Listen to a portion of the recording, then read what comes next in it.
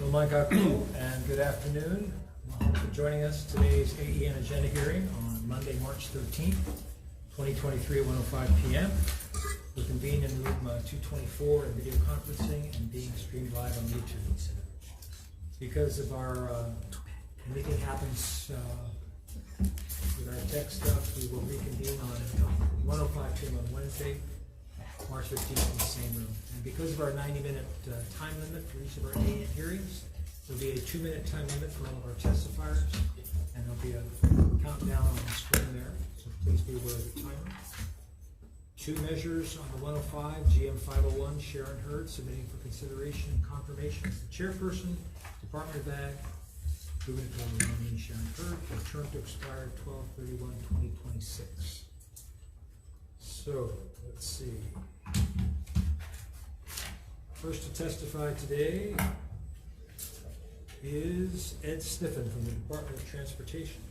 Ed's with us on Zoom. Sorry, Chair, I do not have them on Zoom. Okay, next is from DLNR. We have a testifier from DLNR.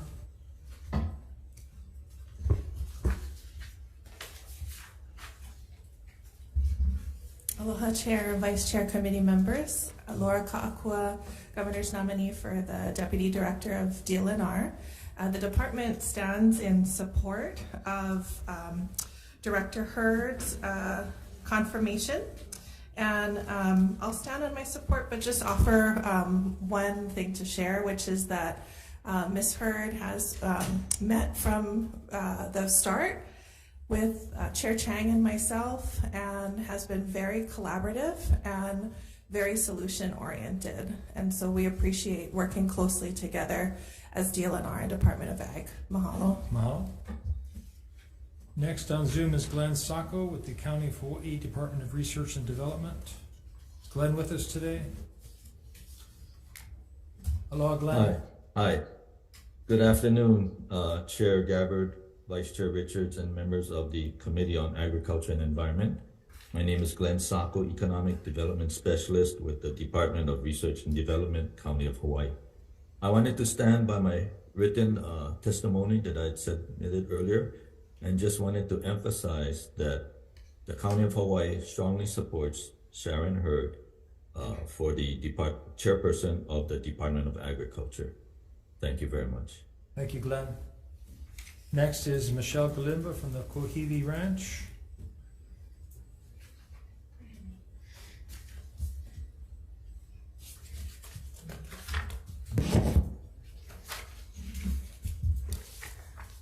Aloha, Senators Gabbard, Richards, Rhodes, and Decoit. My name is Michelle Galimba. I'm a cattle rancher in Ka'u, and I would just like to express my heartfelt support for Sharon Hurd. My experience with Sharon goes back many years. She and her local marketing program were crucial in helping our ranch to transition from the sort of cow-calf operation that we were towards local keeping cattle here in Hawaii and grass-fed beef, and that was way back in 2007. So she's been helping our ranch for many, many years. And let's see, she's always been a person that's open to new ideas in agriculture and innovation. So I think she's a great person for the job. Thank you, that's all. Thank you, Michelle. Suzanne Schreiner from the Synergistic Hawaii Ag Council. Aloha, Suzanne. Aloha and good morning. Thank you for the opportunity to testify today. Standing on my testimony in support of Sharon Hurd for the Synergistic Hawaii Agricultural Council. We represent coffee, macadamias, floriculture, and papaya to the larger industry. And just some personal notes on Sharon, to echo Michelle's testimony. Sharon's one of the few HDOA employees who would regularly reach out to industry, ask them what they needed, how she could support and how the department could support. And I have no doubt going forward, she will continue that level of excellence and care for our industry. Thank you very much for your time today. Mahalo, Suzanne. Next is Kevin Kelly from the North Shore EVP.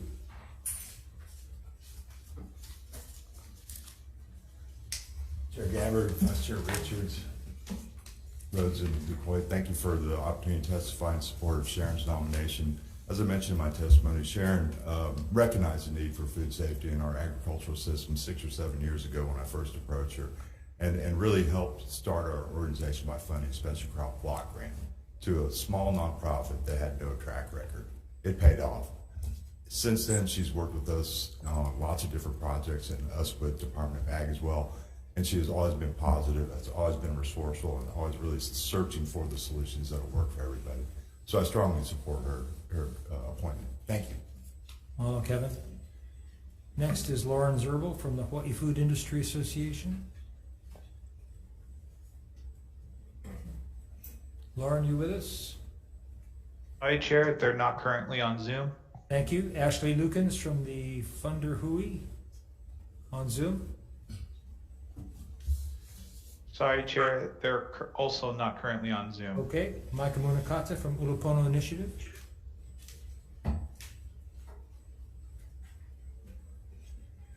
Good afternoon, Chair Gabbard, Vice Chair Richards, members of the committee. Micah Munakata here on behalf of the Ulupono Initiative.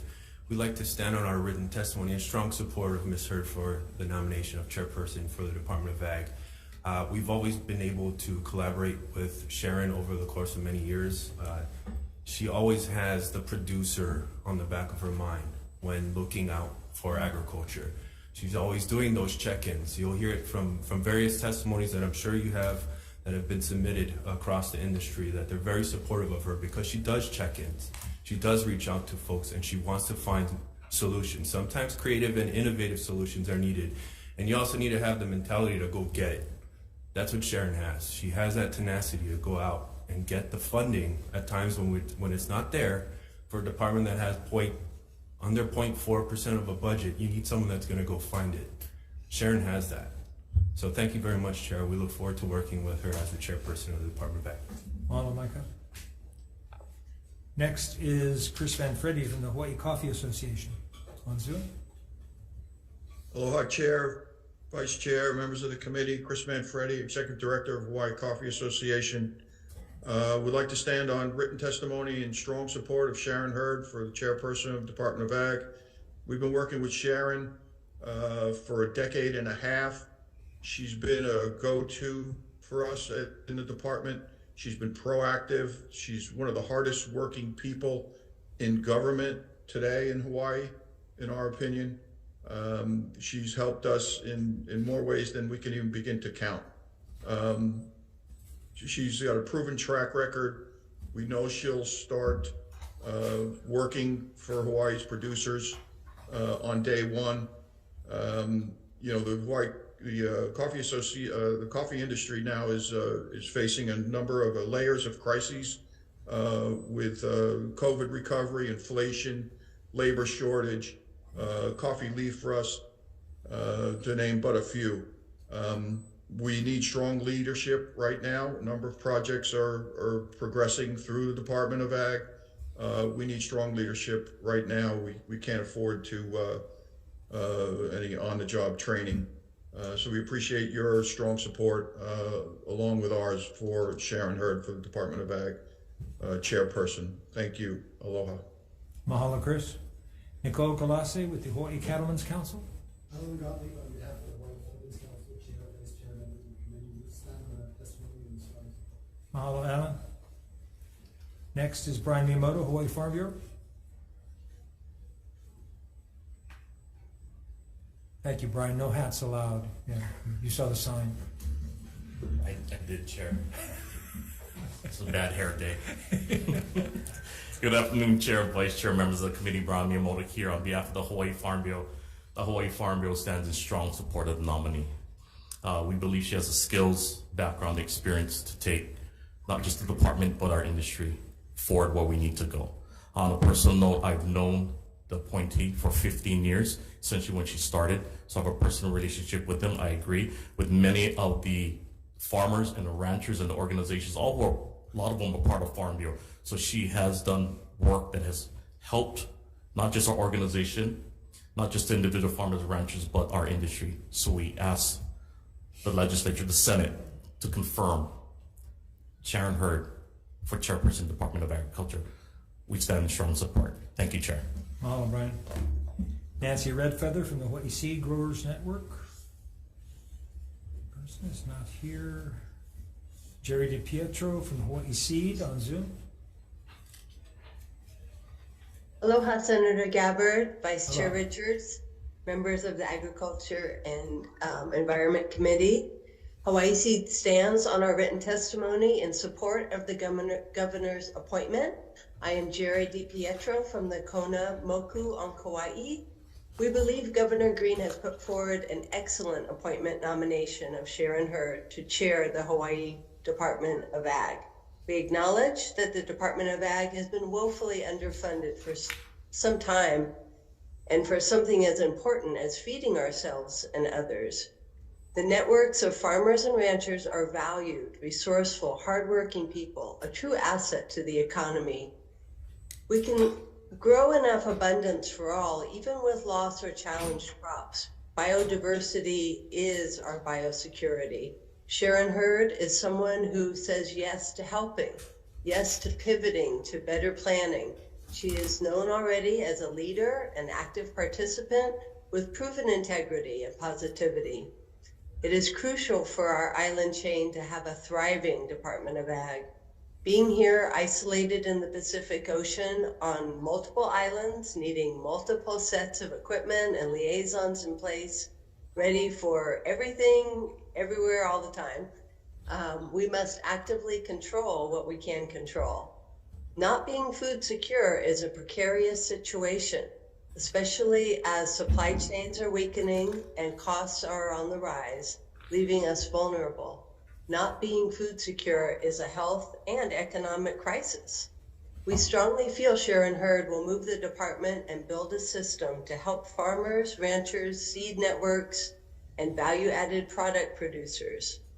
The pandemic underlined how important all agriculture is, and for far too long, we haven't had a long-term plan in place.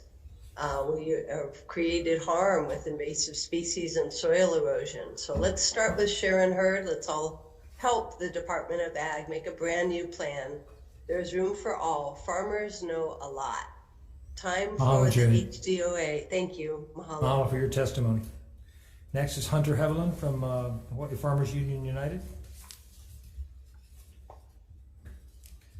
Good afternoon, Chair Gabbard, Vice Chair Richards, Senators Rhodes and DeCoit. I'm Hunter Hevelin here on behalf of Hawaii Farmers Union United. I'd like to stand on a strong support of our written testimony.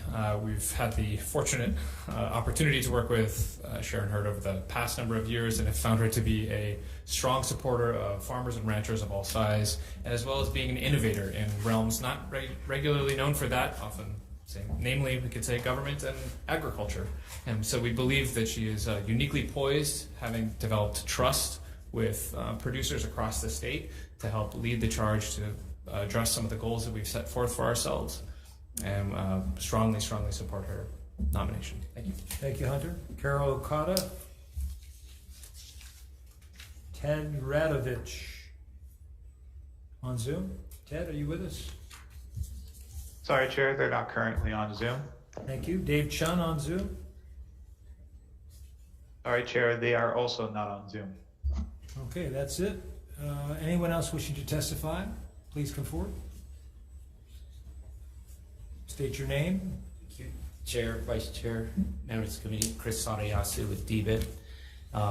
We submitted testimony but I wasn't sure if we could make it in person, but wanted to come and support Sharon Hurd as the nominee.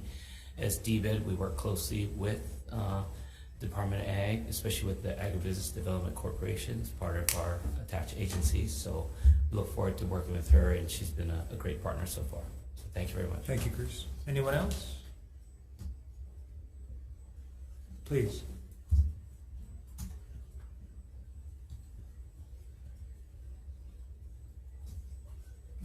Aloha, Chair Gabbard, Vice Chair Richards, members of the committee, great to see you guys. I stand in strong support for... State your name. Oh, yes, so sorry. Chelsea Arnott, program support for the Hawaiian Invasive Species Council, but I submitted testimony as an individual for this. Stand in strong support of Ms. Hurd's appointment as chairperson to the Hawaii Department of Agriculture. I've had the pleasure of meeting with Ms. Hurd over the last few months to discuss invasive species issues and priorities for the state. As a designee to the Hawaii Invasive Species Council by state statute, the co-chairs or the chairs of the Department of Land and Natural Resources and the Hawaii Department of Agriculture will co-chair this council and really provide policy direction, coordination, and planning amongst the state departments. And this is a really critical role. And I've already seen in conversations with the appointee for Department of Natural Resources Chair and also Ms. Hurd, these conversations, there's strong collaboration between these two current appointees. And that leadership is really critical to move forward with a lot of the invasive species issues we have across the state. So just again, strong support for Ms. Hurd's appointment as chairperson to Department of Agriculture. Mahalo. Okay. At this time, I'd like to ask the nominee, Sharon Hurd, to come forth and make her statement. Good afternoon, Chair Gabbard, Vice Chair Richards, members of the committee. My name is Sharon Hurd, nominee for Chairperson, Department of Agriculture. In the Hawaii State Constitution, Article 11, Section 3 is written, "The state shall conserve and protect agricultural lands, promote diversified agriculture, increase agricultural self-sufficiency, and assure the availability of agriculturally suitable lands." My strategy for Hawaii agriculture is to bring focus to that statement and commit to programs that encourage operations to scale up to commercial production, should the farming operation share that commitment. About 37% of Hawaii farms are subsistence or beginning farmer operations. These farms may need loans, grants, and training to scale up. 41% of farms have potential for commercial operations and may need infrastructure to scale up. 10% of farms generate over $50,000 in revenue annually and could use marketing and export assistance to expand their commercial operations. The 2% of farms with sales over $500,000 may need assistance to expand and diversify. Hawaii has great natural resources and the most expensive place to farm. I commit to addressing the challenges that will result in increasing local food production. If farms are not making a profit, they are not sustainable. For agriculture to be sustainable, farmers and ranchers need programs to assist their profitable commercial operations, while the subsistence farmers need resources to grow food for their families. These goals can be achieved through the Hawaii Farm Bill that addresses the areas of concern and lists the actions specific to Hawaii farmers and ranchers. Farmers and ranchers are precious treasures.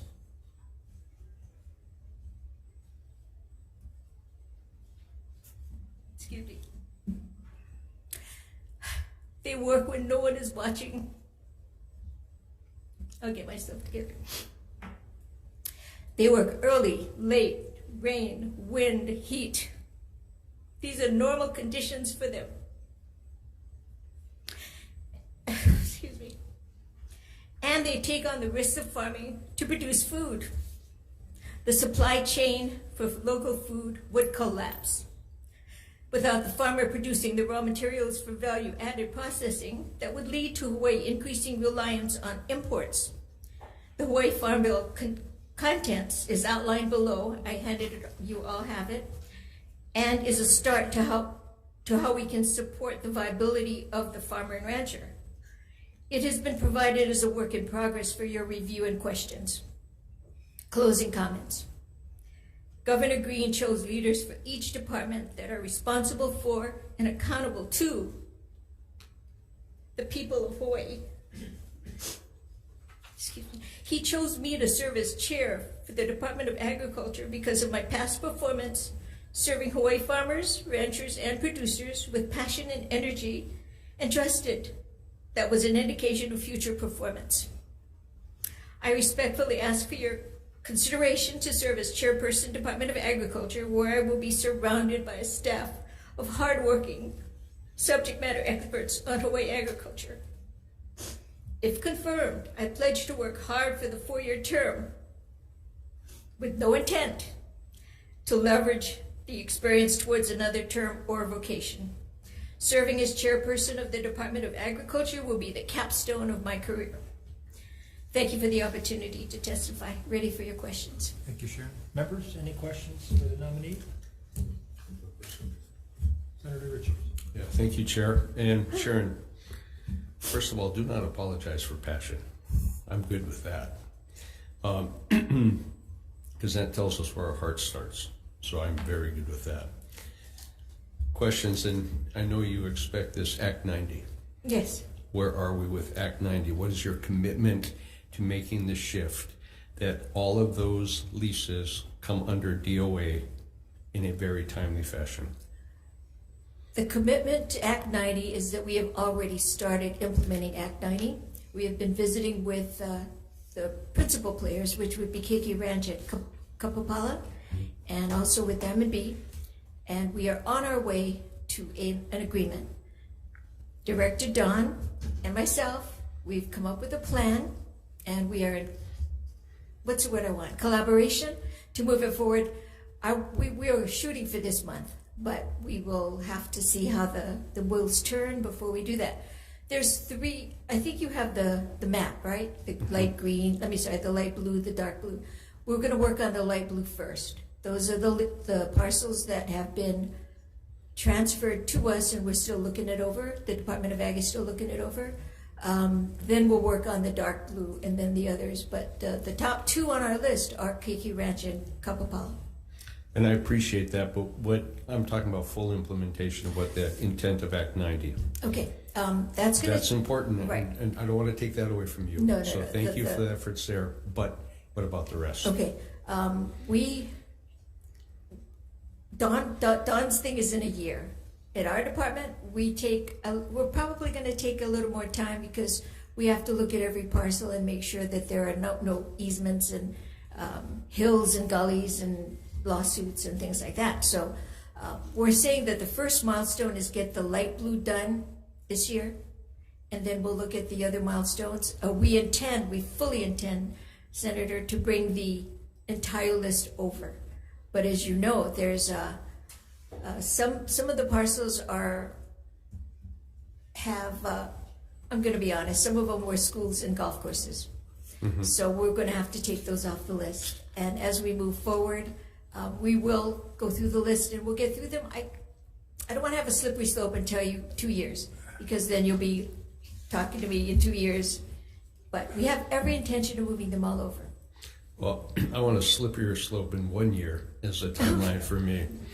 But I would like a report in 6 to 9 months of where we are with it. I understand it's going to take time. I got that. But it's been 20 years, and I know that's not your doing. But the expectation of agriculture is that this gets done efficiently and expediently. So you're saying I have 9 months? You have 1 year. Okay, thank you. But I want to hear how we're doing in 8 to 9 months. Okay, thank you. Okay. Thank you, Senator. Chair, how do you want to do this? Do you want me to allow a senator? Yeah, why don't we go? Okay, kind of round robin. Thank you. Senator Rowe, Senator Dakota. Thank you, Chair. Sharon, thank you for wanting to serve.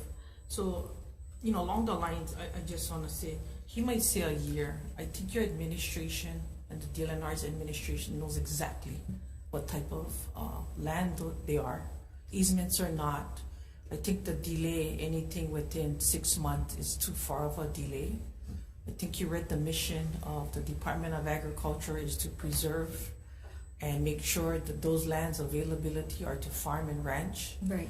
I would like to see that you and appointee Don Chang move a little quicker, because the administration is well aware of the inventory, the land capabilities, and those bases.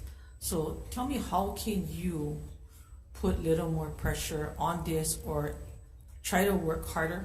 Again, it has been 20 years, and if we are to be food sustainability, we need big and small to survive. So what would be some of the things you think you can do between you and the appointee, Don Chang, because you guys issued a press release that you folks would work together. So tell me, what can you do? We're each working with our staffs, as I said, subject matter experts on Hawaii agriculture in the world. So the staff at the Department of Agriculture tells us that they are going to need access to the database that DLNR has. Basically, transparency. Give us the information you have on that parcel so that we can make a decision based on the information you have. That'll speed it up a lot, rather than the staff that we have at the department having to go out to the TMK, look at it, survey it, and make our own notes. So we've asked the DLNR chair and her staff to please work with us. The Act 90 also says it comes with assets and positions that come over to the department to help us do the work. We're not going to push for that. All we're asking for is her database, her information. And hopefully, she doesn't see that I'm maybe betraying her trust, but that's what we need. We need to know the information that they have. I mean, they have the good, the bad, and the ugly, all on their record. So I think we all do. So basically, all I'm asking is that the database that already exists identifies the easements. It already identifies those lands that are unusable. So instead of golf courses in the schools, we're not asking for that. No.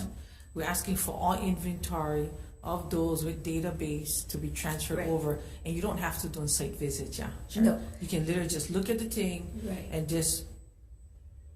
I thank you for the top 3 that you folks have that you guys are looking at now, but I need you and the appointee to also understand that after 20 years, I have full faith in you guys to do this. Thank you. So if you kids can work harder and faster. And having access to the information that they have will be a real speedy. It'll really make it speedy. Otherwise, we'll have to go out ourselves and do the work that they've already done. Right? Yeah, and we don't need duplication. No. Thank you, Chair. I'll pass it back your way.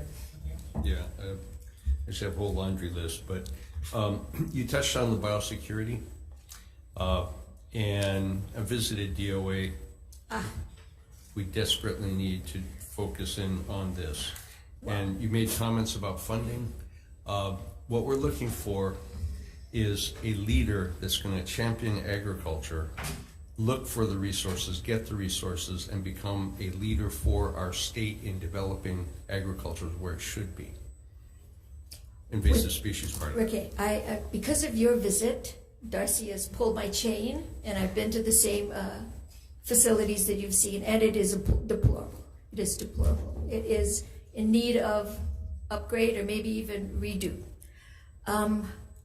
I think my point was we need to be commercially viable. We need to have operations that can make money so that they can keep agriculture. So in order to do that, we have to control our invasives.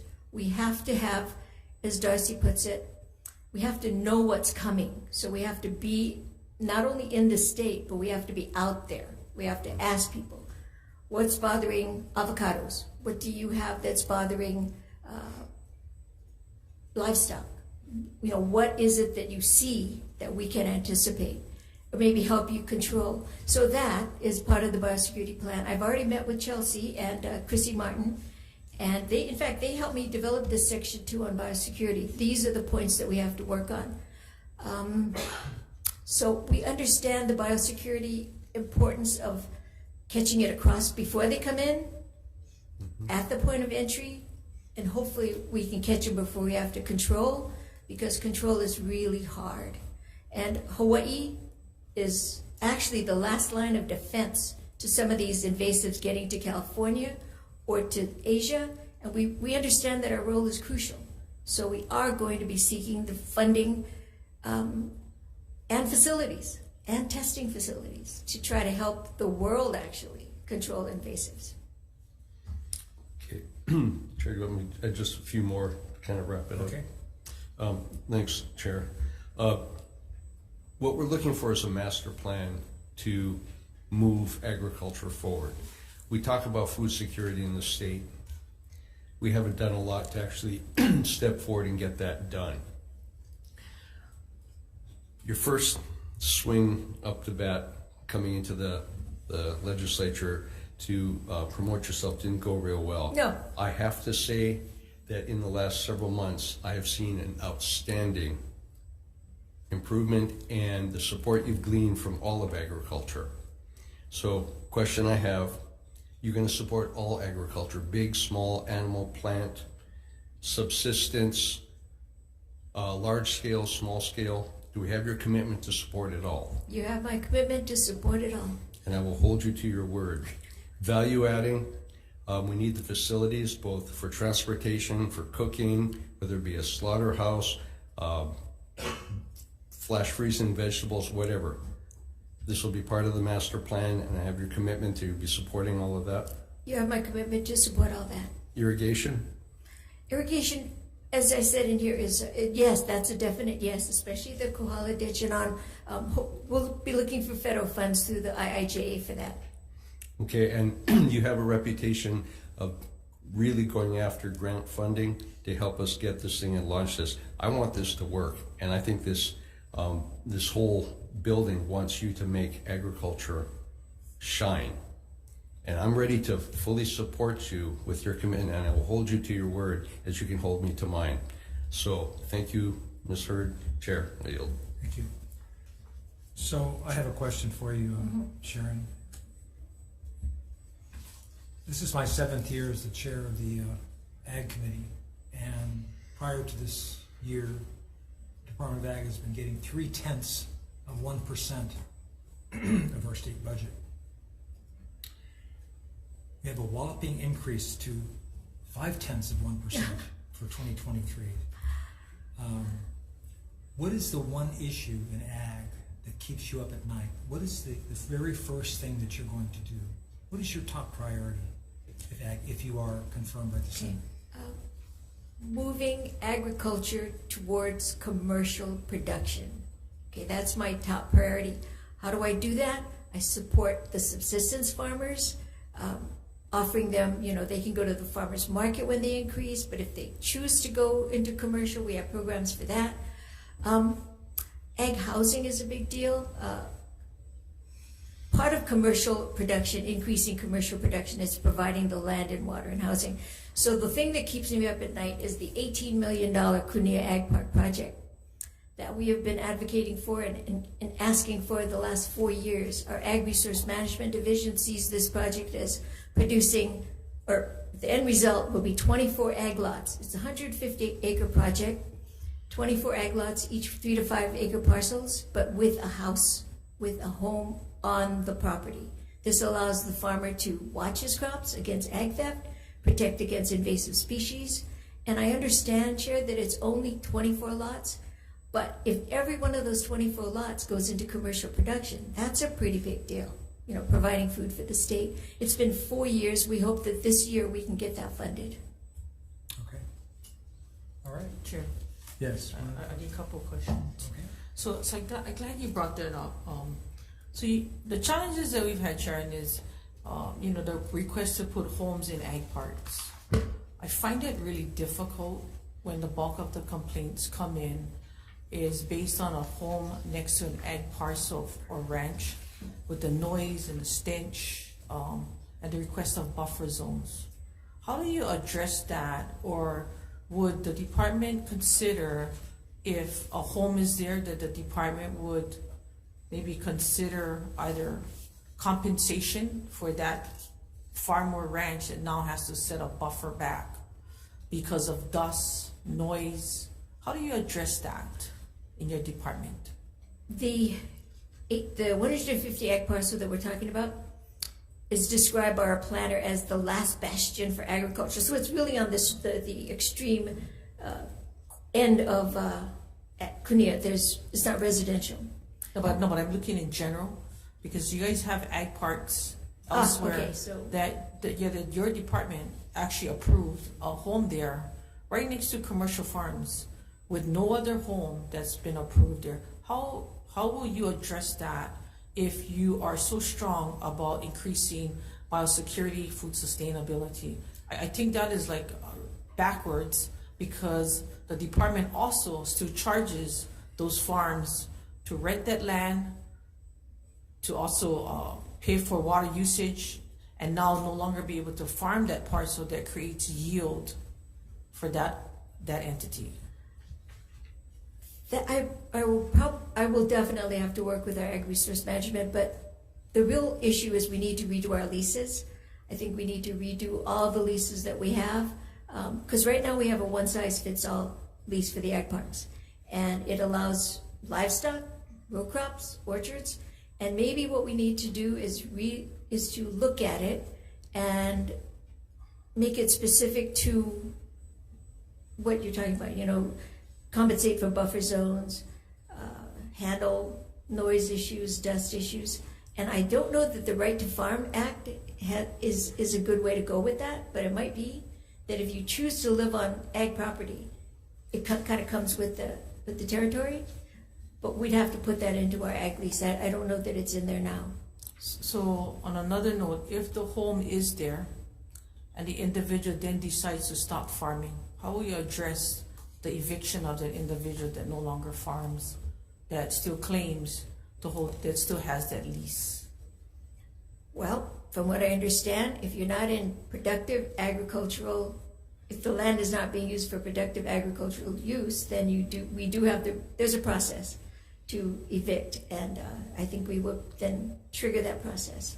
So I would tell you this, your department does not do that. They haven't done that for many years. Probably about as long as it's taken us to transfer Act 90. Okay. But if you would look into that, I think that's really huge. I got another follow-up, Chair, if you may.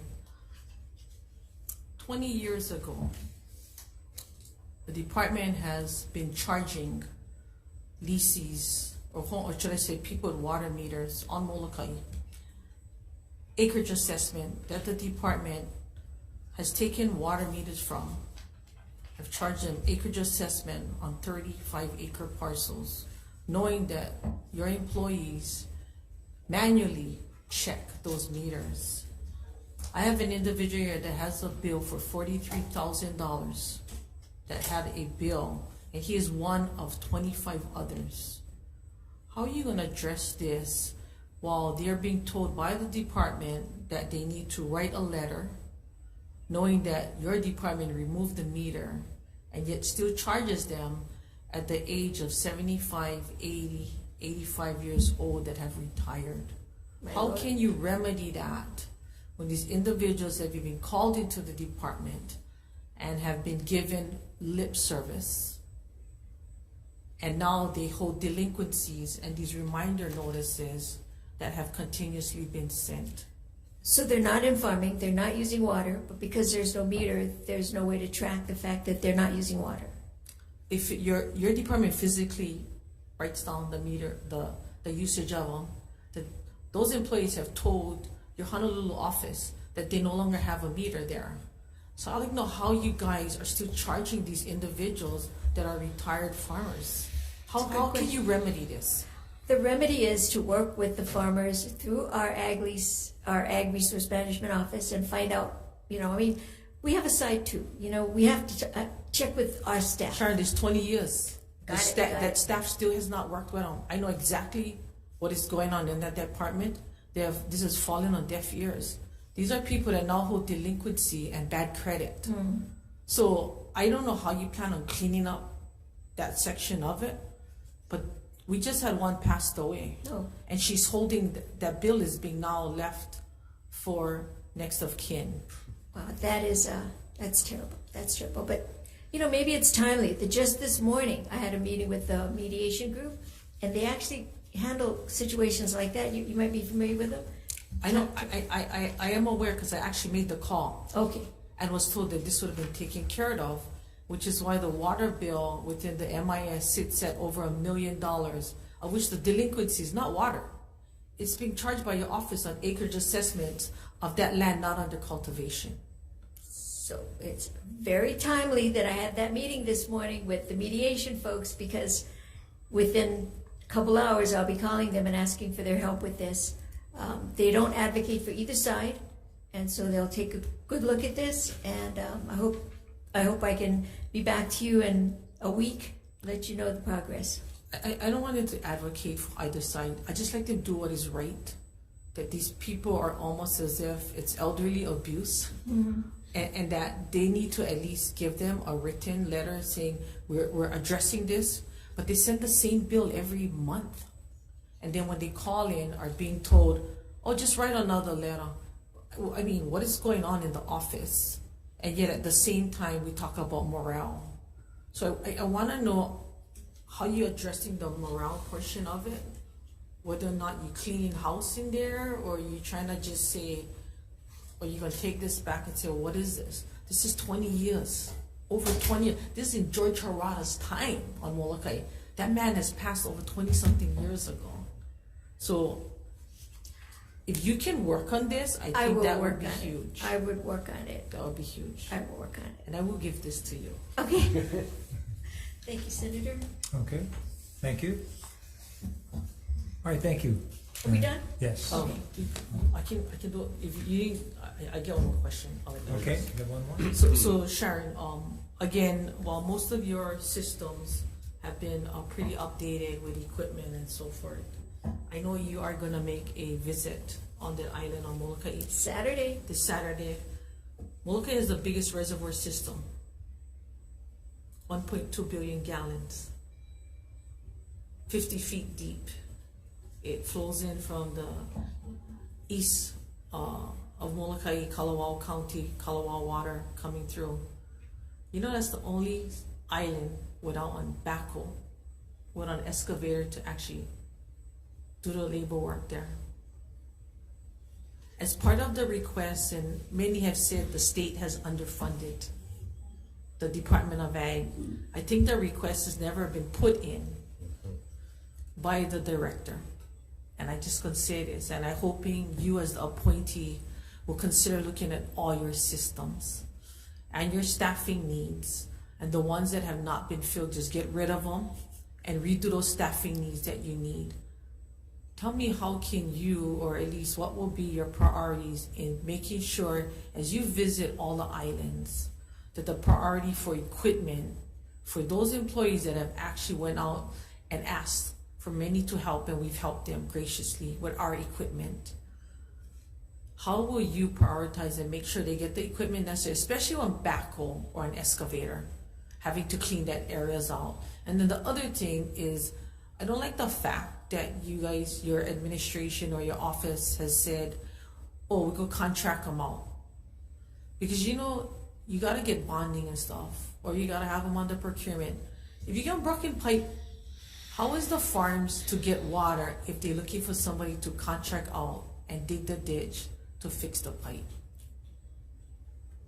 Contracting is very useful in an emergency situation, and because if our staff goes out there and assesses the damage, they might not have the equipment that they need to fix that particular emergency situation, but they're well aware of the people on the island that do, and that they have the staff and the equipment to do it quickly.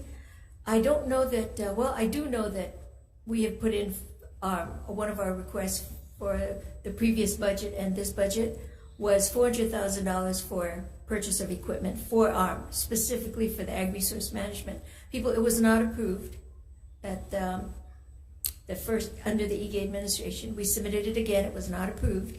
So I'm going to submit it again in the supplemental, and that will give us the type of funding we need to buy the equipment that we need. And I'm not talking weed whackers, right? We're talking huge backhoes. You'll be pleased to know, Senator, that Brian Cow, administrator, just put in a request for a utility vehicle big enough to do some of the heavy duty work, and that was approved. So Molokai will be getting a vehicle, but a backhoe, I just don't think we have the funding for that. So we'll have to put in. So it's not the problem of them having to dig what they need that's under the ground. It's them making sure the availability, because the bulk of the equipment is either owned, doing other work for those farms or other contract jobs. The other thing is, it's easier for them to take their own equipment there and to dig and then assess, It's not a matter of finding these other guys. They're there, but they're doing other jobs. And everybody else is actually using it for their farms and stuff. So the idea of we'll contract them out doesn't sit well. Because I tell you what happened. When the pipes broke, in those farms that exist there, they never get water for 3 days. I water on a 40-acre farm with a bucket or a tank. kind of long take us to cover ground or those, but I would like to hope that in order for you to submit the request for all of the islands, which is why they have been underfunded, is because the plan behind it did not justify the means. So I think that would be the big key. But thank you, I appreciate what you're saying, and I look forward to working with you. Thank you, Senator. Chair. Thank you. Thank you, Thank Chair. you. Chair, one quick thing, Chair, real quick. Senator. Chair, be bold. Ask for the support. You are asking us to support you. We are asking you to ask for the support so we can really make agriculture shine. I will do that. Thank you. Thank you, Sharon. Next up is GM 525, submitting for consideration and confirmation as the Deputy to the Chairperson, Department of Ag, gubernatorial nominee Morris Atta, for a term to expire December 7th, 2026. First up is Ed Sniffen from the Department of Transportation. In person, Ed's not here. DLNR, anyone from DLNR? Aloha, Laura Kakua for DLNR. The department stands on our testimony and support.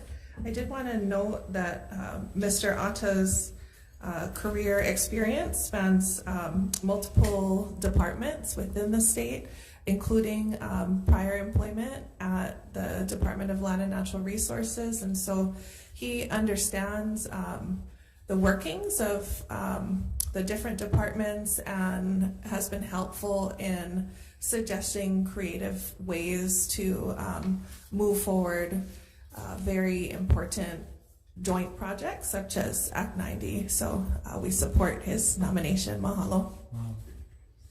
Sharon Hurd? I stand in support. I stand on my written testimony In support. Thank you, Sharon. Micah Munakata, Ulupono.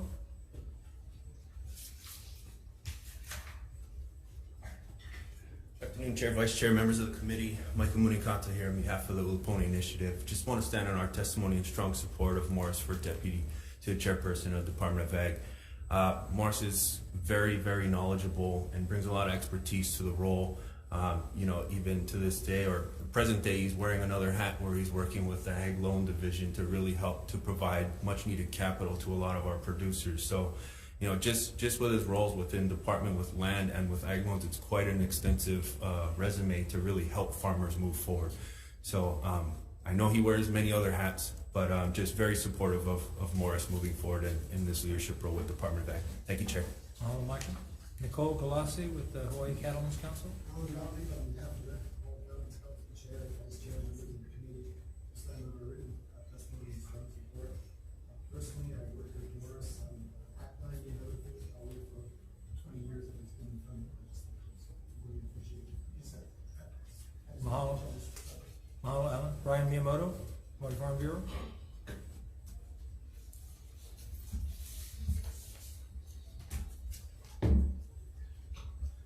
Thank you, Chair, Vice Chair, members of the committee. Brian Miyamoto here on behalf of the Hawaii Farm Bureau.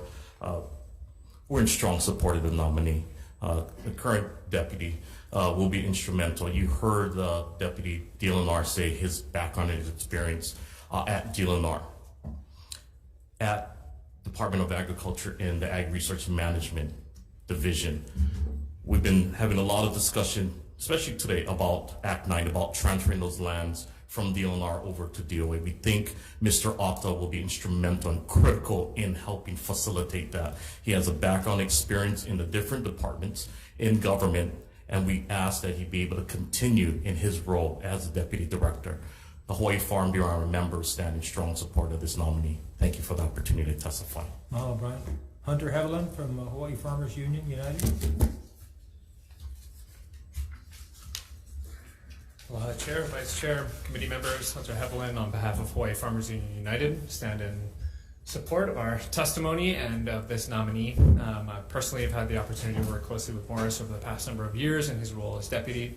and I think speak confidently on behalf of the entire Hawaii Farmers Union United that we view his role as having been one that has increased the accessibility of the department overall, as well as one that has been responsive and seeking to understand the needs and issues of the broad sector of the agricultural community. For those reasons, we stand in strong support and look forward to his successful nomination. Thank you. Thank you. Anyone else wishing to testify on this measure, please come forward. Thank you, Chair, Vice Chair, members of the committee. Chris Sadayasu with DBID. I have had the pleasure of working with the nominee and as well as the both of them, and I think they're very good representatives for the Department of Ag, and look forward to working with them. So, in strong support. Thank you. Thank you, Chris. Anyone else? Members, questions? Senator Richards? Oh, I'm sorry. Senator, Mr. Ockley, if you'd like to make your statement. Good afternoon, Chair Gabbard, Vice Chair Richards, community members. I was just a short statement, just kind of a broad stroke statement concerning the nomination. Mahalo for considering the advice and consent for my appointment as Deputy Director for the Department of Agriculture. I'm extremely honored and grateful to the Governor and to Governor Green for his confidence and support in appointing me to this important position with the department. I'm truly fortunate for this opportunity to serve our island communities by ensuring local agriculture will expand and evolve to achieve food security and sustainability for generations to come.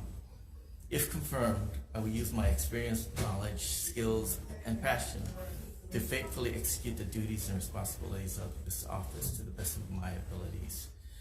I'm eager to confront and address many of the challenges facing our beautiful state. As deputy under the previous administration, I worked tirelessly and collaboratively to ensure that agricultural priorities of the state can be met and surpassed if possible. I would be honored and humbled by the opportunity to continue serving the people of Hawaii in this capacity again.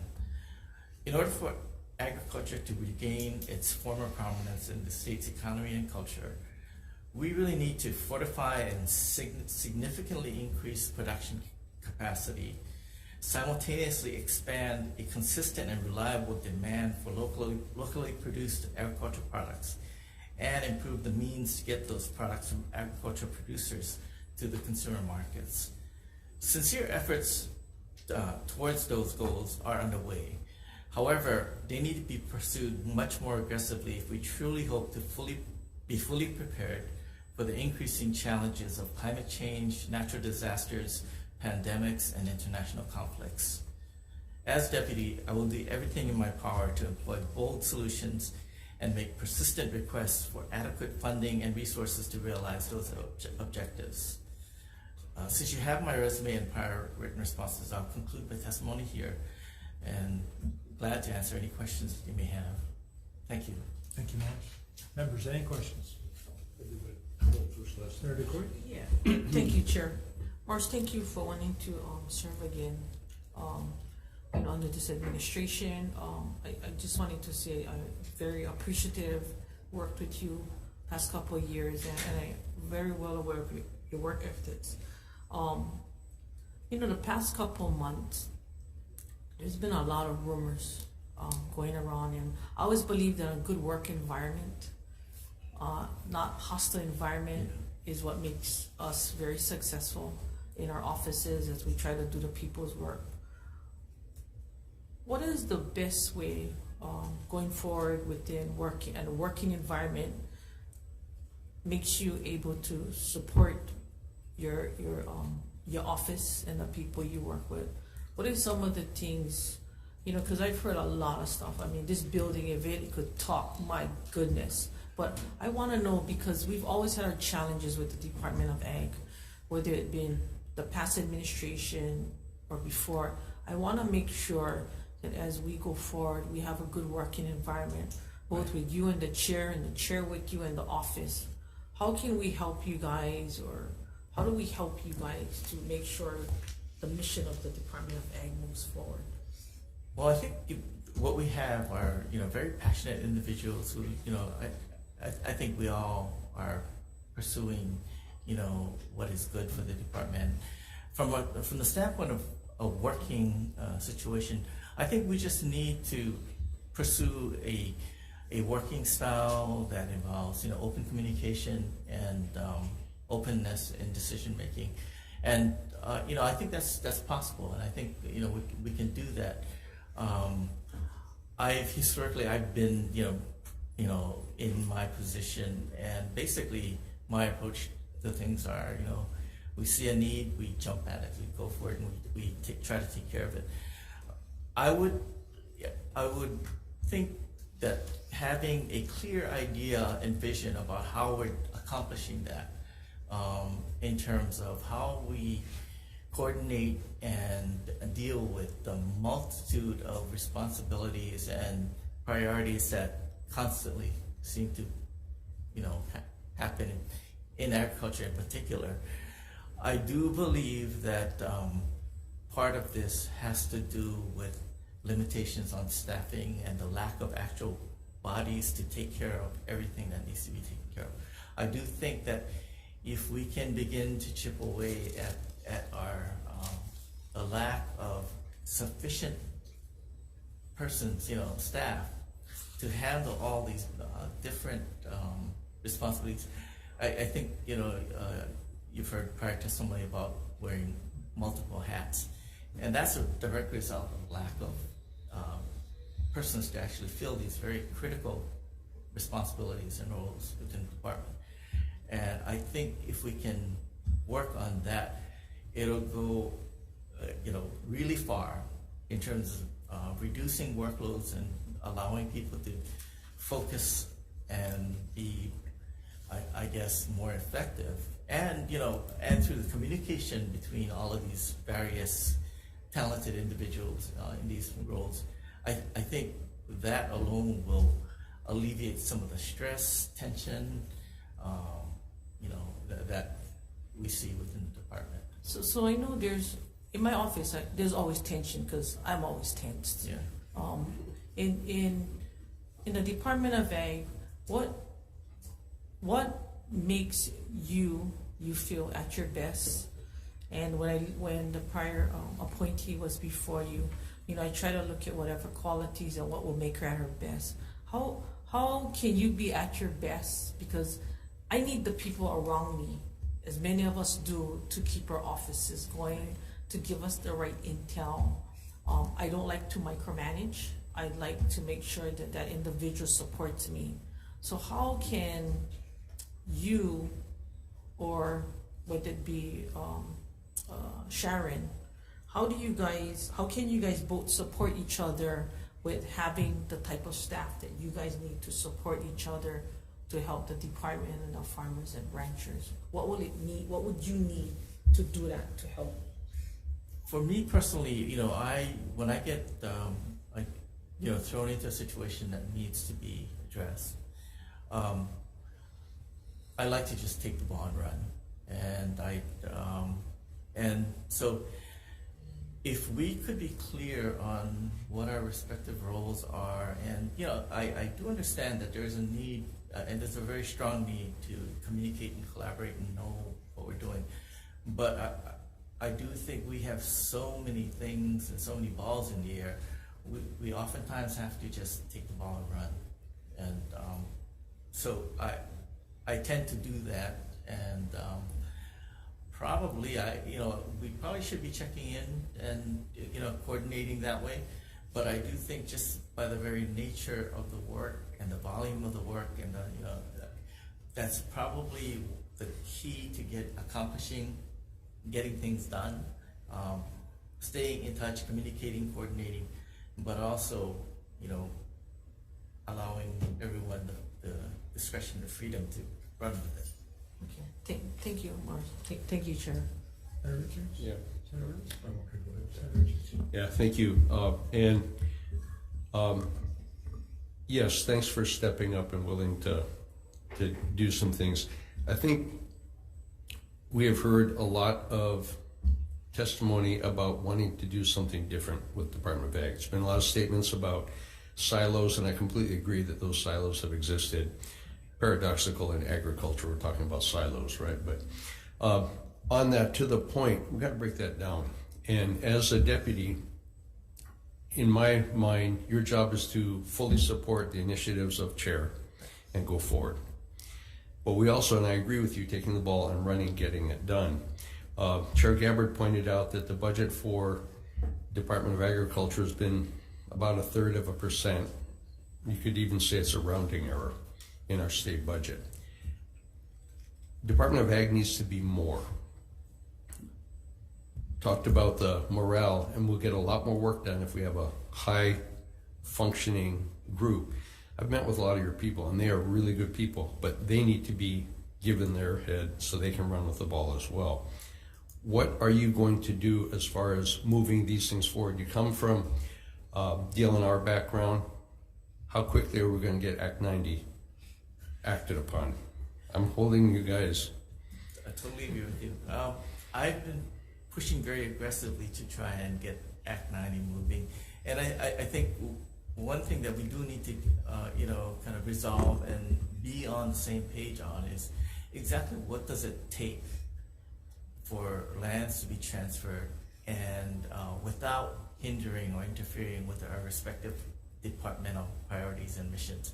I think that's kind of been the brakes on the process, and conceptually I've been pushing, I've been trying to get consensus on whether or not the transfer itself is not the issue.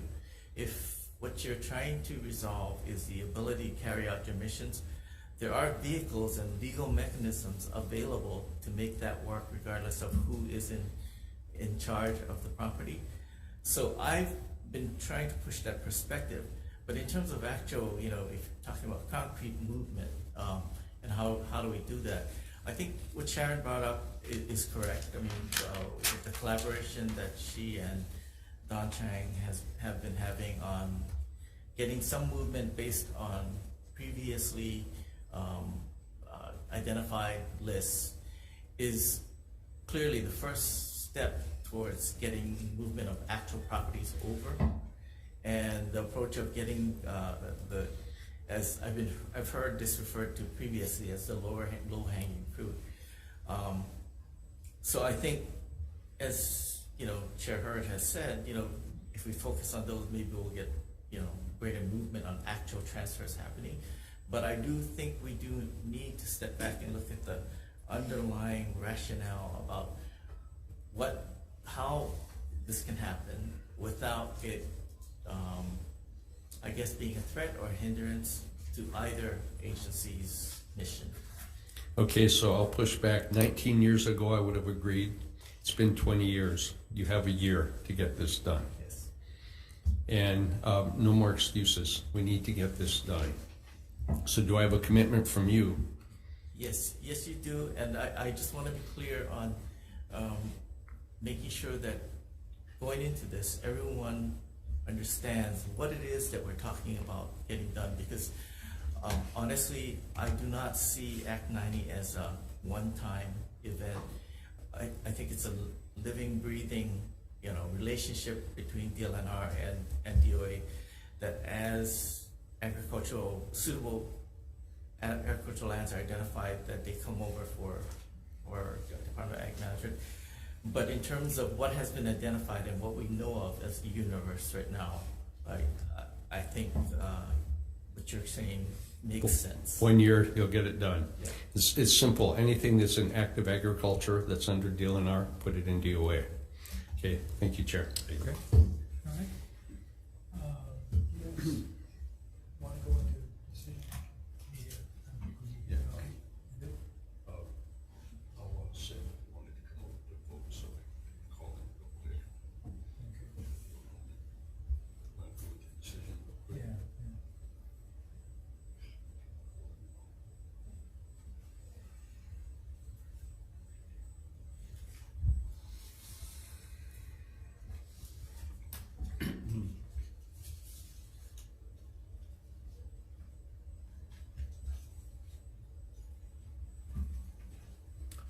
All right, we are going to go into decision making.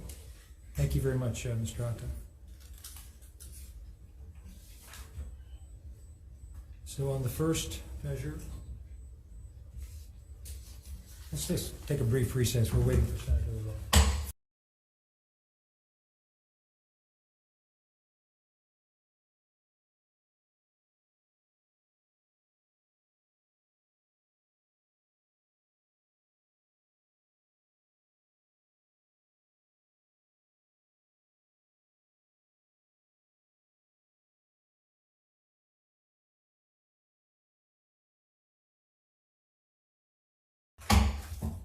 Okay, reconvening the 105 AEN hearing on two GMs.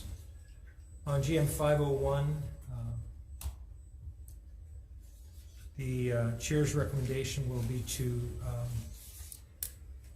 advise and consent the nominee, Sharon Hurd, for the chairperson for the Department of Ag. The testimony, there were 232 in favor and 1 opposed. We scrutinized the one in opposition very carefully, but we'll go with the majority. But thank you very much for your stepping forward to serve. And any discussion? Chair votes aye. Vice Chair? Thank you, Chair. Chair votes aye. Vice Chair votes aye. Senator DeCoit? Aye. Senator Rhodes? Aye. Senator Awa? Aye. Chair, you have 5 in favor. It is adopted. Thank you very much. And then on GM 525 for Morris Atta for the Deputy to the Chairperson, Department of Ag. There were 48 testimonies in favor, 0 opposed. And thank you also to Mr. Atta for stepping forward to serve. The Chair's recommendation will be to advise and consent. Any discussion? Hearing none, Chair votes aye. Thank you, Chair. Chair votes aye. Vice Chair votes aye. Senator DeCoit? Aye. Senator Rhodes? Aye. Senator Awa? Aye. Chair, you have 5 in favor. Motion is adopted. Okay, so we wish you well on the Senate floor. That'll be announced soon. So we'll take a brief recess. Members, we do have a few other bills that we want to take a look at. So we'll take a brief recess.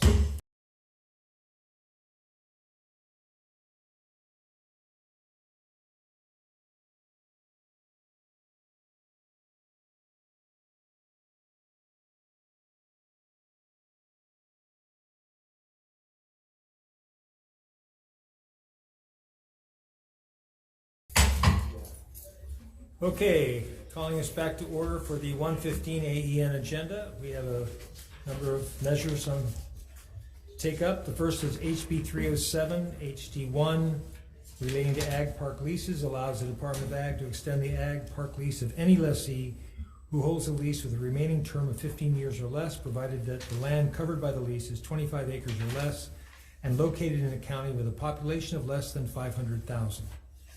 First up is Department of Ag.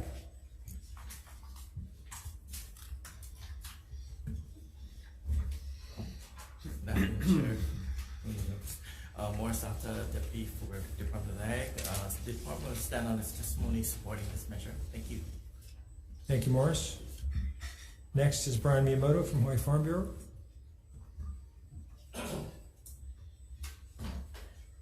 Good afternoon, Chair, Vice Chair, Senator Law, Brian Miyamoto here on behalf of the Hawaii Farm Bureau. You have a written testimony in support. This is a companion to SB 73, which the Senate did pass and crossed over to the House. So we do ask for continued support. Again, this is to support our farmers who have succession plans, whose leases are expiring. We want to give them an opportunity to continue to produce as they currently are with the track records that they do currently have. You heard the chair talk about the Kunia Ag Parks. We do want new farmers. We want to identify new agricultural parklands instead of basically getting the farmers who are currently farming off of the farm. So let's identify new land so we can encourage new farmers and expansion of current farms, but let's really consider letting the farmers who are successful continue farming that do have actual ag production going. Thank you for the opportunity to testify. Thank you, Brian. Kendall Masayoshi from Local Food Coalition. Chair, as a member of the Local Food Coalition, we'll stand on our testimony in support of Mr. Maltouche did out of the other meeting. Thank you very much. And that's all. Anyone else wishing to testify on HB 307? Members, any questions? Moving on. HB 606 HD1 requires the Department of Ag, in collaboration with other state agencies, to develop and implement a plan by July 1st, 2025 to expand the meat processing capacity in the state to allow for meat from axis deer and other wild game to be processed for distribution by nonprofit food distribution services. 606. First up is Department of Ag.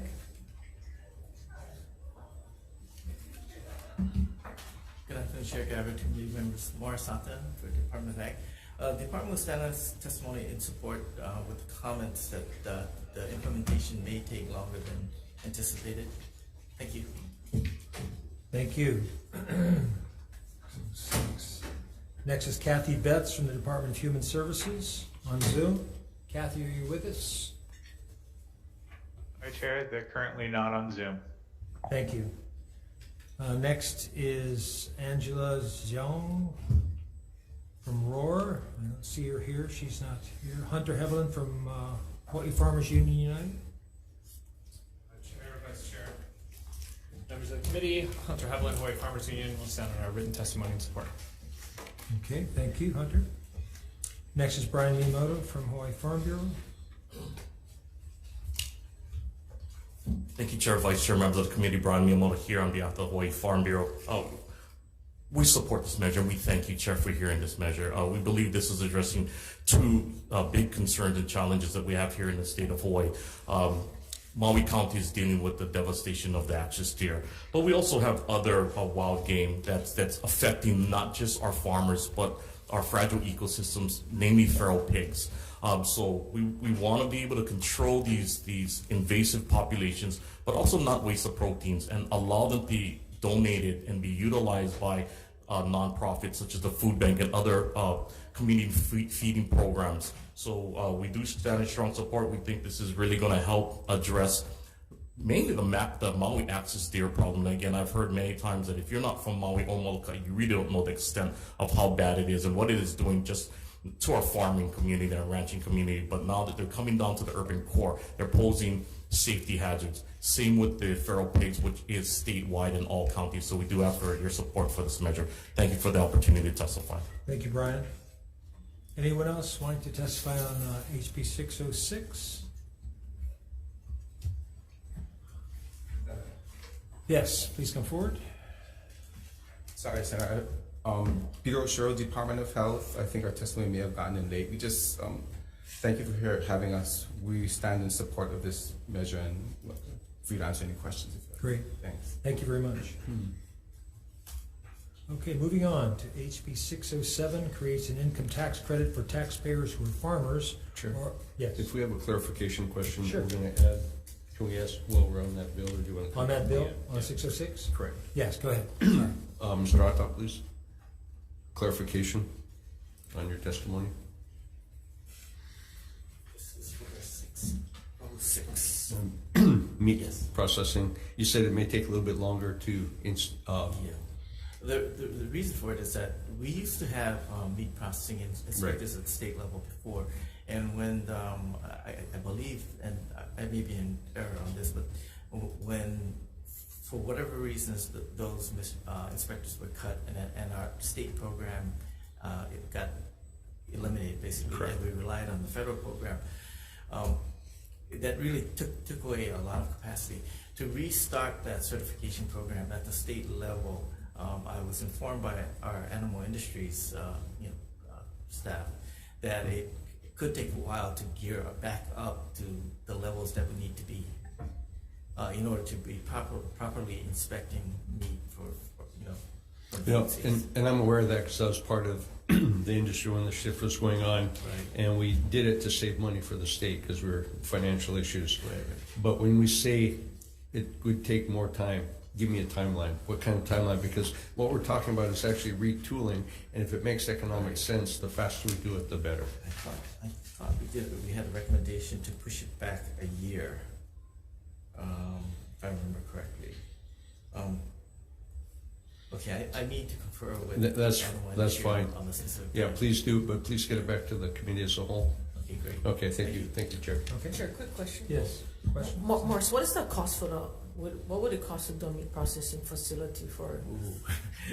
That's a piece of information that I would need to go back to Dr. Mayana for. Okay. I think that'd be good.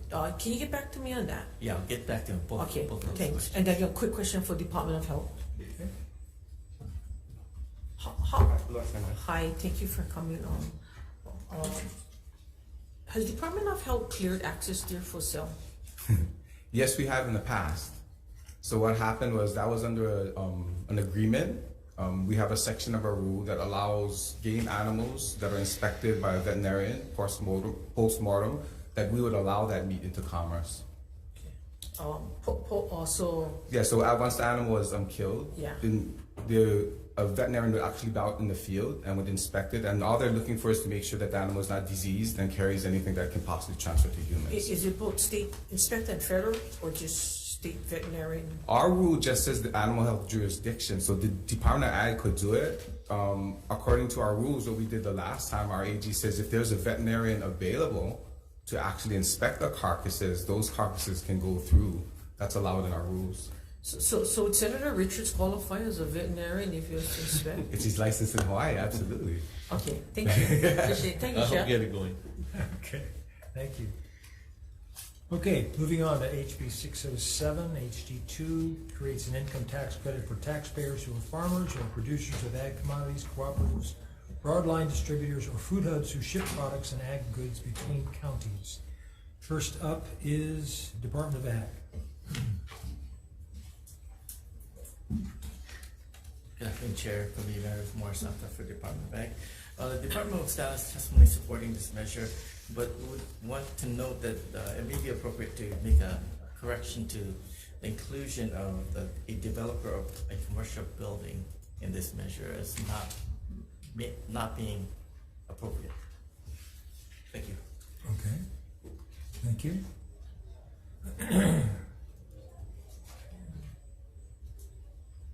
Next is Gary Suganuma from the Department of Taxation.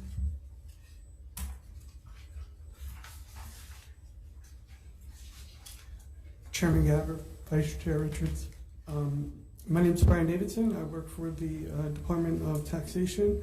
I'm here to stand on our comments, and I'm available for any questions that you may have. Great, thank you. Tom Yamachika from the Tax Foundation of Hawaii.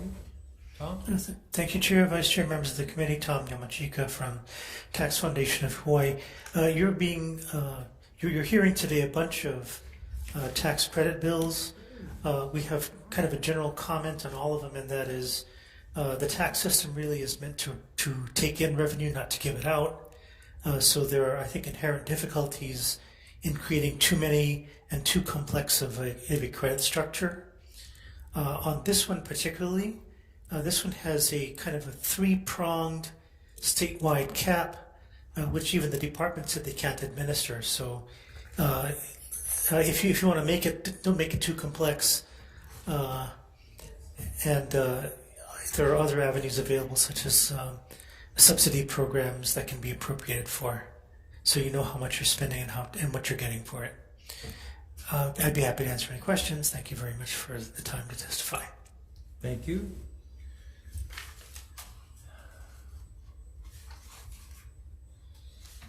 Hunter Heveland from Hawaii Farmers Union United. Good afternoon, Chair, Vice Chair, committee members. Hunter Heveland on behalf of Hawaii Farmers Union United. We'll stand on our written testimony in support of this measure. So as previously noted by the Department of Agriculture, there is a set of kind of erroneous language that's been somehow included in the draft of this bill. So we propose a number of edits, particularly removing building-related language in Section D, removing the Section G, which refers to refunds, which the credit does not offer. Specifying and defining distributors as instead of just broadline distributors. There was confusion in the previous hearing, so removing broadline and providing a definition of distributors, as well as ideally supporting DOTAX's request that a third-party certifier, and in this case I think it would make sense to be the Department of Agriculture, oversee the administration of the tax credit overall. Happy to answer any questions, and thank you for the opportunity to testify. Thank you, Hunter. Brian Miyamoto, Farm Bureau.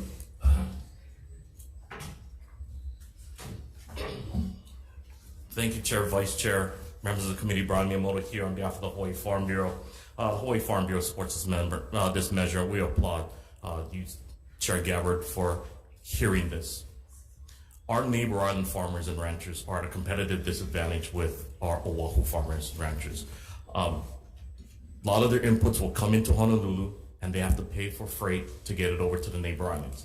If they choose to sell here on Oahu, they have to ship it back. That's two transportation costs that our Oahu farmers don't face. We have two neighbor island agriculture producers here, one from Maui and one from Molokai, and one from Hawaii Island, and I think they can appreciate the difficulty and again, the unfair disadvantage. We want to help. We heard a lot of talk today about growing agriculture. We believe this is another mechanism to help reduce the cost of production, especially for our neighbor island farmers, and it's again going to hopefully lower their costs of production so that they can be competitive and we can allow them to be profitable as far as ag producers. So really applaud you, Chair, and we hope that you find favor in this measure and every other measure that helps to support our neighbor island farmers and ranchers. Thank you for the opportunity to testify.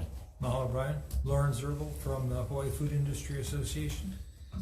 Person is in support. And that's it. Anyone else wishing to testify on 607? Members, any questions? Okay, hearing none. Moving on to HB 608.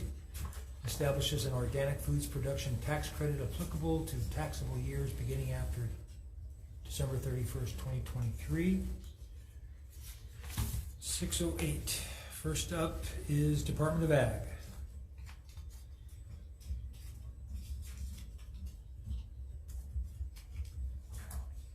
Chair, Vice Chair, members of the committee, good afternoon. Sharon Hurd, Department of Agriculture. The department supports this measure with a comment that we do need to reduce the cost burden for organic farmers as there is additional costs for the types of equipment, the types of inputs that they have to use to maintain their organic status. Thank you. Thank you. Gary Suganuma from Department of Taxation. Chair, Vice Chair, members of the committee, my name is Brian Davidson. I'm with the Department of Taxation. We've provided comments. We're going to stand on those comments. If you have any questions for me, I'm available. Thank you, Gary. Tom Yamachika, Tax Foundation. Thank you, Chair, Vice Chair, members of the committee. Tom Yamachika from Tax Foundation. We will stand in a written testimony to be available for questions. Thank you. Mahalo, Tom. Hunter Hevelin from Hawaii Farmers Union United. Chair, Vice Chair, committee members, Hunter Hevelin here on behalf of Hawaii Farmers Union. We'll stand on our written testimony in support of this measure. We view it as an important opportunity to level the playing field for agricultural operations across the state. There has long been an exemption for general excise tax for genetically modified crop production within enterprise zones in place for, I believe, well over 15 years, despite the legislature itself about 10 years ago recommending it only exist for the maximum 10. So we previously had a pilot program that would support organic operations and the adoption of organic practices. And we view this credit and in reviewing its data had a slow uptake and was increasing in its use, but still had a relatively small dent on the state in terms of its tax outlay. I believe the total cost for the most recent year for which data is available was under $200,000. However, the benefit to producers, of whom there are increasing numbers over the past decade of organic operations, has been significant. And so we view this as an important measure to support something that has been said through and through today and in many of these hearings, that we want to support the expansion of agriculture, and we view this as an important opportunity to do so. Happy to answer any questions, and thank you for the opportunity. Thank you, Hunter. Ryan Miyamoto, Hawaii Farm Bureau.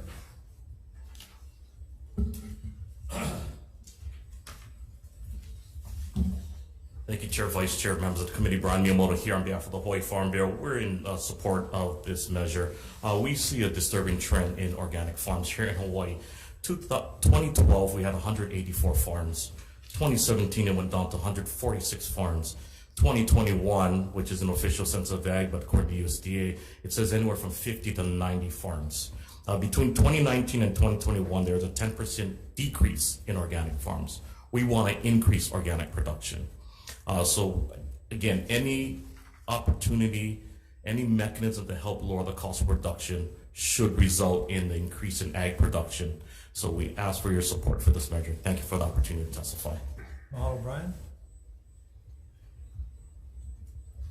Anyone else wishing to testify on 608? Members, any question? Question, Department of Ag. Sure. So your testimony basically supports this, citing that it costs more to grow organic foods. So that's why you support the tax credit. So I guess it's fair to say that organic foods also get more than conventional. Correct. So don't you think the playing field is leveled at that time? Or should we include tax credit for all? You know, that has been the Farm Bureau's testimony in the past. If you give organic farmers tax credit, you should give conventional farming tax credits too. I agree. Okay. As far as the offset, as I said earlier, that we have to move into commercial production that is profitable. There must be something in the supply chain that is preventing people from going from organic to, or from embracing the organic methods. I'm not sure what that is. We can find out. Una Greenway is president of the Hawaii Organic Farmers Association. We'll work with her. You're right. Organic foods is slowly becoming less revenue rich because stores like Walmart, Target, they're offering organic lines of products and at a discount. So I believe that could be a deterrent as to, you know, the eliteness of an organic product, and which is good, right? Well, let me tell you what is a deterrent. The federal government gives you an exemption for those with organic growing less than $5,000 worth of revenue. You can at least slap and stick on it, and then not qualify, and then not have to have the qualification.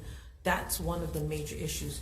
The other issue I'm looking at is because I think if we want to have food sustainability, we gotta help them all. If we don't give them tax credit, we help the conventional ones that whether they choose to or not to do organic, they gotta have their own reasons. Some might not just be able to access some of the supplies for organic. So I guess, I don't know, my question would be for you or for Brian. Brian said that those numbers have constantly dropped on organic farms. I wanna know how many have dropped on conventional farms, because I believe they are actually even more. We will find out. The 2017 census said that there was 7,328 farms, and we are using that as our mark right now. 2022 census is coming out. That'll be a good indicator if the farms have increased or not. But previous to that, it was 7,000. So in the 5-year period, we did gain 328 farms. But the gauge that we use is the same gauge they use evenly across the U.S., and that's the census. So those are farms that report. Everybody will be looking at that 2022 census to see if we've gone up. But I'd like to add something, which maybe is not good.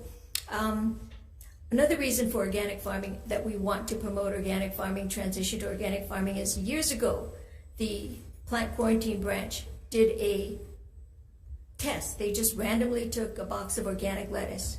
And because of the nature of organic, they don't use pesticides, they don't use conventional methods of pest control. That one, I think it was a 10-pound box of lettuce, had over 100 pests in it. I think it was something like 11 of which were new to Hawaii. So that's the other reason why we want to encourage organic, is because the demand is there. People want organic, and if we don't grow it, we're going to bring it in. And the nature of bringing in organic, it's a high risk. Organic is high risk. So you do know that they do use organic pesticides, right? Right. So you can't tell me that they don't use it, because the bottom line is pesticides in all shape or form kills, right? So we're talking about level playing field and making sure food production is here in Hawaii. So if we're going to give a tax credit, I think we're going to help those that choose to farm the way they choose to farm. And we want food here. And as you see, even eggs have spiked at $8.49 a dozen. So I'd like to see if this is the case.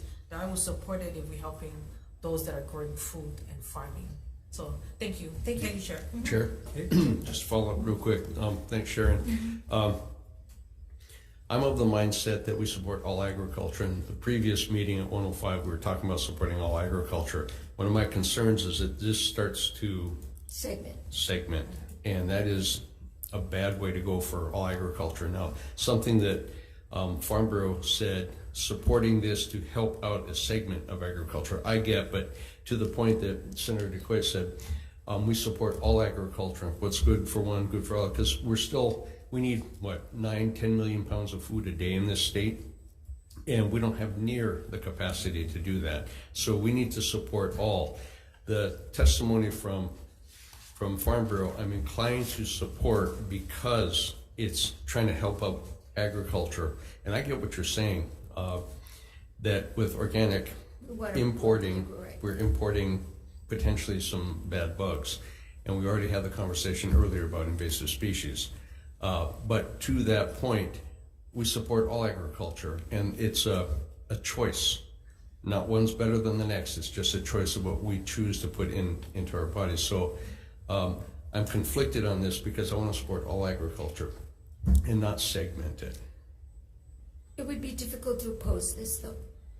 I don't disagree based upon the Farm Bureau, because if we're trying to lift anything, and if it's contracting, I'll do anything we can to support in the different segments. It would be better if it was inclusive for all the reasons. Okay, thank you, Chair. Okay, thank you. We'll take a brief recess.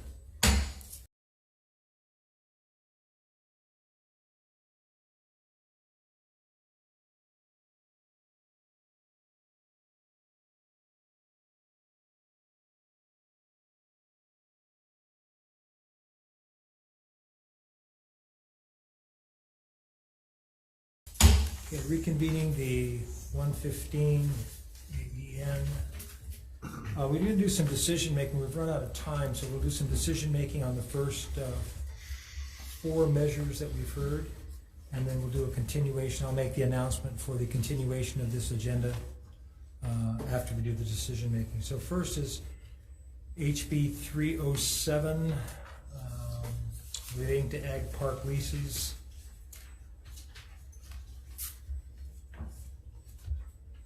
Extending the ag park lease of any lessee who holds a lease for the remaining term of 15 years or less, provided the land covered by the lease is 25 acres or less. The chair's recommendation will be to pass as is. Any discussion? Chair votes aye. Vice Chair? Chair 317. Chair votes aye. Vice Chair votes aye. Senator DeQuay? Aye.